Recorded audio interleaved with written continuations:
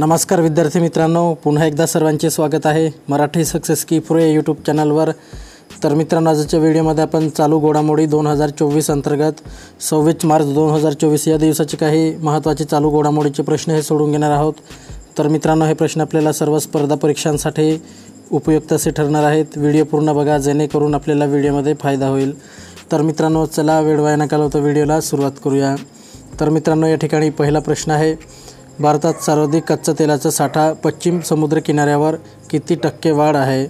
तर मित्रांनो, याचं जे योग्य उत्तर राहील ते आहे पर्याय 4, 33.77%। पुढचा प्रश्न आहे प्रश्न क्रमांक 2, जगात भारताचा वनक्षेत्राच्या बाबतीत कितवा क्रमांक आहे?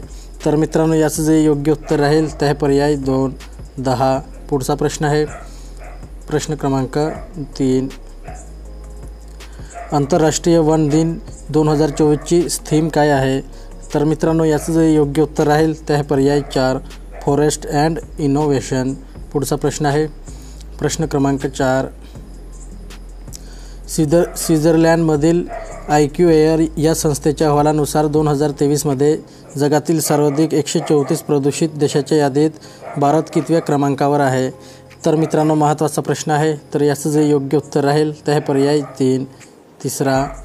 प्रश्न क्रमांक 5 आहे, भारताच्या कोणत्या खेळाडूचा समावेश चीनच्या जागतिक बिलियर्डर्स हॉल ऑफ फेममध्ये झाला आहे? तर मित्रांनो, याचं जे योग्य उत्तर राहील ते आहे पर्याय 3, पंकज अडवाणी। पुढचा प्रश्न आहे प्रश्न क्रमांक 6, स्टार्टअप कुंभचे आयोजन देशात कोठे करण्यात आले आहे? तर मित्रांनो, याचं जे योग्य उत्तर राहील ते आहे पर्याय 1, नवी दिल्ली येथे। पुढचा प्रश्न आहे प्रश्न क्रमांक 7, 2023 या वर्षाचा सरस्वती सन्मान पुरस्कार कोणाला जाहीर झाला आहे? तर मित्रांनो, याचं जे योग्य उत्तर राहील ते आहे पर्याय 3, प्रभा राव यांना।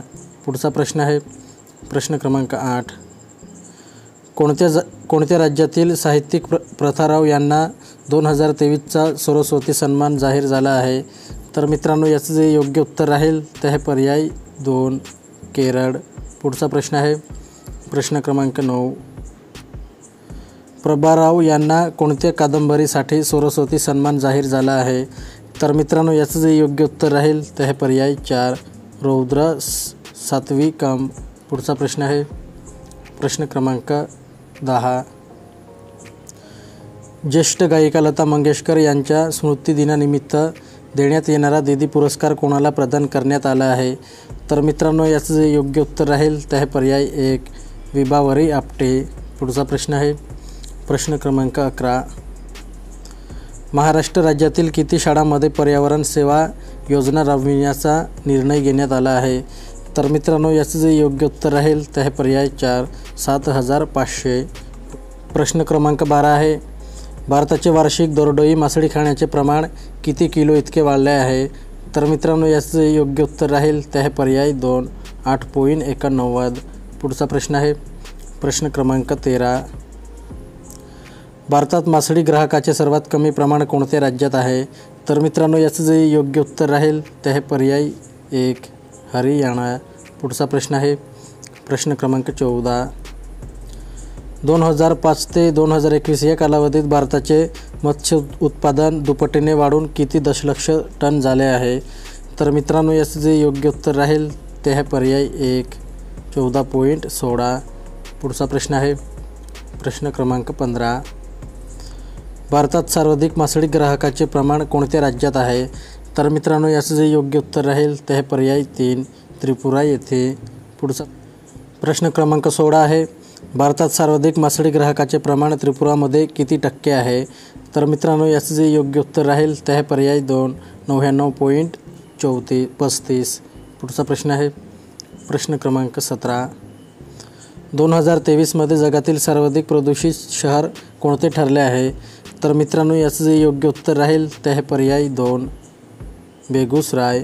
पुढचा प्रश्न आहे प्रश्न क्रमांक 18, जगातील सर्वात प्रदूषित शहर ठरलेले बेगुसराय हे भारतातील कोणत्या राज्यात आहे? तर मित्रांनो, याचं जे योग्य उत्तर राहील ते आहे पर्याय 1, बिहार राज्यात। पुढचा प्रश्न आहे प्रश्न क्रमांक 19, भारतात स्टार्टअपची संख्या किती लाखावर पोहोचली आहे? तर मित्रांनो, याचं जे योग्य उत्तर राहील ते आहे पर्याय 2, 1.25. पुढचा प्रश्न आहे प्रश्न क्रमांक 20. कोणत्या देशातील रिओ डी जेनेरो येथे दशकातील सर्वाधिक तापमानाची नोंद झाली आहे? तर मित्रांनो, याचं जे योग्य उत्तर राहील ते आहे पर्याय 1, ब्राझील येथे. तर मित्रांनो, आपला व्हिडिओ कंप्लीट झालेला आहे. व्हिडिओ आवडला असेल तर व्हिडिओला लाईक करा आणि असेच नवनवीन व्हिडिओ पाहण्यासाठी चॅनलला सुद्धा सबस्क्राईब करून घ्या. तर मित्रांनो, चला पुढच्या व्हिडिओला भेटूयात.